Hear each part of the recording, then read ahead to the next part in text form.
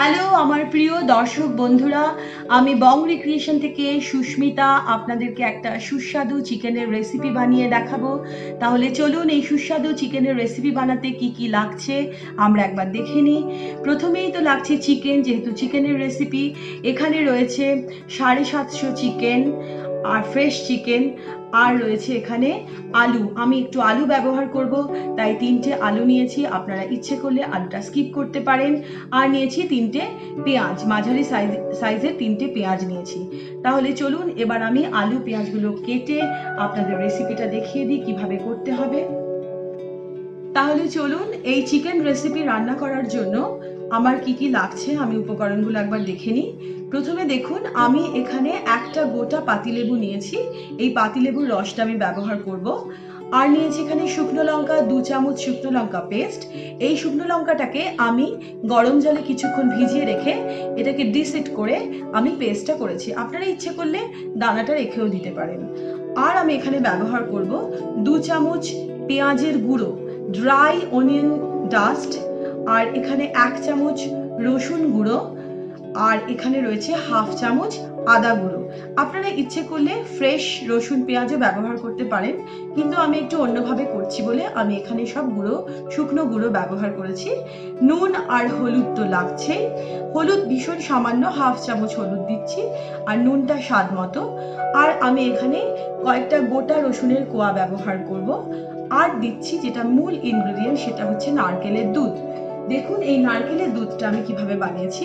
নারকেলটাকে আমি পেস্ট করেছি, পেস্ট করে গরম জলে ভিজিয়ে রেখে তারপর আমি এটা ছাঁকনিতে ছেঁকে এই নারকেলের দুধটা ব্যবহার করব। আর এখানে আমি 2টো ফ্রেশ কাঁচা লঙ্কা নিয়েছি, সেটাও ব্যবহার করব। আর সবার শেষে আমি যেটা বলতে চাই সেটা হলো, আমি পুরো রান্নাটা সর্ষের তেলে করব। আপনারা ইচ্ছে করলে যে কোনো অয়েলে এই রান্নাটা করতে পারেন। তাহলে শুরু করা যাক চিকেনের রেসিপিটা।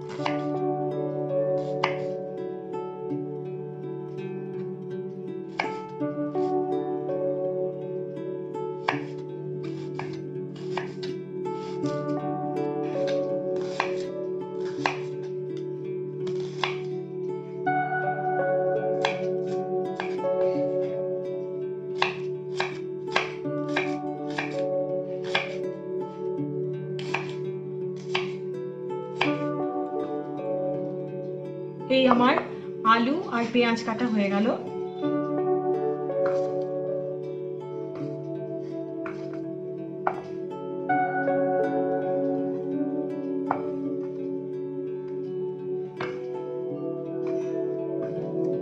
এই আমার আলু আর পেঁয়াজ কাটা হয়ে গেল। এবার আমি রান্নাটা শুরু করব। তাহলে চলুন রান্নাটা শুরু করা যাক। শুরু করছি। প্রথমেই আমি সর্ষের তেল দেব। এই তেলেই আমি রান্নাটা করব। এবার আমি তেলটাকে গরম হতে দেব।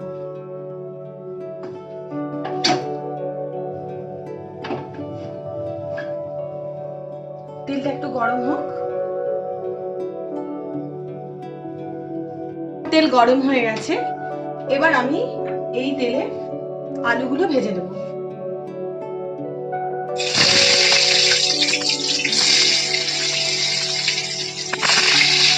আলুগুলো হালকা করে ভেজে নেব।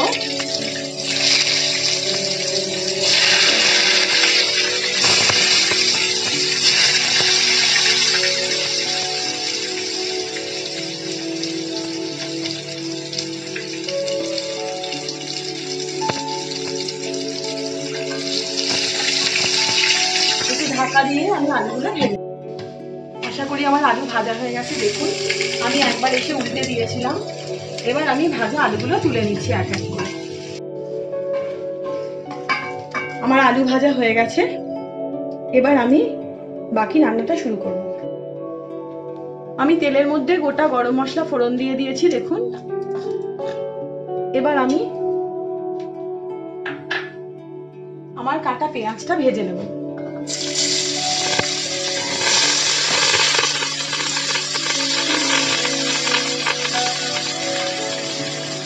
ভালো করে আমি কাটা পেঁয়াজটা ভেজে নেব।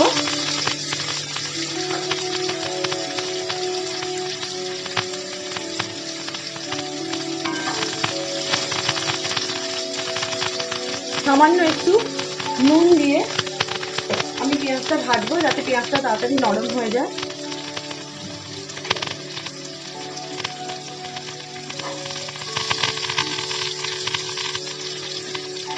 আমার পেঁয়াজ ভাজা হয়ে গেছে, এবার আমি আমার ম্যারিনেট করা মাংসটা দিয়ে দেব।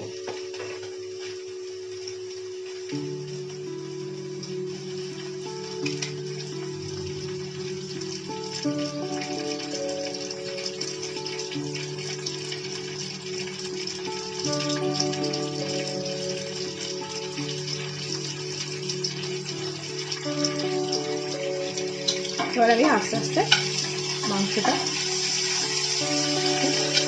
দিয়ে দেব।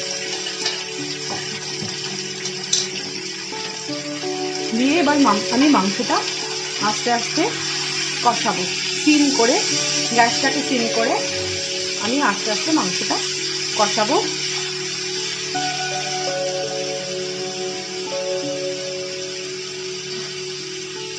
এবার আমি ঢাকা দিয়ে দিচ্ছি, এটা আস্তে আস্তে স্লো কুক হবে। এবার আমি ঢাকনা খুলে দেখি আমার চিকেনটা কি পরিস্থিতিতে আছে। চিকেনের থেকে মোটামুটি জল বেরিয়ে গেছে। এবার আমি এখানে স্বাদ মতো নুন দেবো। আমি প্রথমেই নুন দিইনি, নুন প্রথমে দিলে চিকেন শক্ত হয়ে যায়, তাই আমি এখন আন্দাজ মতো নুনটা দিয়ে দেবো। তারপর আমি দিয়ে পরে একটু টেস্টও করে নেবো। এবার আমি হলুদ দেবো। হলুদটা আমি বেশি দিচ্ছি না, তাহলে আগেই বলেছি সামান্য হলুদ দেবো। আর আমি যে গোটা রসুনের কোয়া রেখেছিলাম, সেই গোটা রসুনের কোয়াটা চিকেনে দিয়ে দেবো। এবার আমি চিকেনটাকে সামান্য নেড়ে নেব।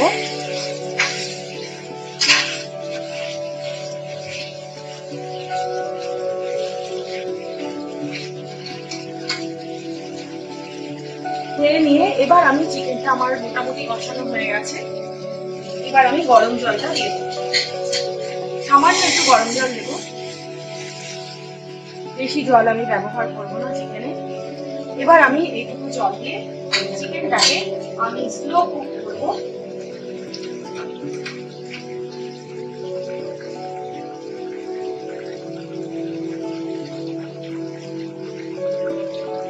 এবার 5 মিনিট ফোটার পর, চিকেনটা জল দেওয়ার পর, এবার আমি ভাজা আলুগুলো দিয়ে দেবো। কারণ আলু সেদ্ধ হতে সময় লাগবে, তাই আমি আলুগুলো দিয়ে দেবো। এবার আমি চিকেনে ঢাকা দিয়ে দেবো। ঢাকা দিয়ে আমি স্লো কুক করব এবং মাঝে মাঝে আমি দেখে যাব। কিন্তু সবসময় মনে রাখবেন, চিকেন কিন্তু সবসময় স্লো আঁচে কুক করবেন। হাই আঁচে কুক করলে চিকেন কিন্তু শক্ত হয়ে যাবে। চিকেন যতই ভালো করে করুন, চিকেন কিন্তু টেস্ট হবে না। দেখি আমার চিকেন কি অবস্থায় আছে, দেখুন আমার চিকেন প্রায় সেদ্ধ হয়ে গেছে। আমি মাঝখানে এসে একবার দেখেও গেছি আর নুনটাও টেস্ট করে গেছি, ঠিক ছিল। আমি সবসময় বলি রান্না করার মাঝখানে কিন্তু আপনারা অবশ্যই নুন একটু টেস্ট করবেন। এবার আমি নারকেলের দুধটা, আমার যে মূল ইনগ্রেডিয়েন্টস সেটা নারকেলের দুধ, সেটা আমি আস্তে আস্তে ঢেলে দিচ্ছি। এবার আমি এটাকে ঢাকা দিয়ে আরও 15 মিনিট স্লো কুক করব। সব সময় কিন্তু চিকেন আমি স্লো আঁচে কুক করব, না হলে কিন্তু চিকেন শক্ত হয়ে যাবে। আমার চিকেন রান্না হয়ে গেছে, দেখুন। আমি একটু ঝোল রেখেছি, আপনারা ইচ্ছে করলে আর একটু শুকনোও করতে পারেন। এবার আমি গরম মশলা গুঁড়োটা দিয়ে দিচ্ছি একটু, আর দুটো কাঁচা লঙ্কা দিয়ে দিচ্ছি। এবার আমি আমার চিকেন গ্যাসটা বন্ধ করে দিলাম, আমি চিকেনটাকে সার্ভ করে দিচ্ছি।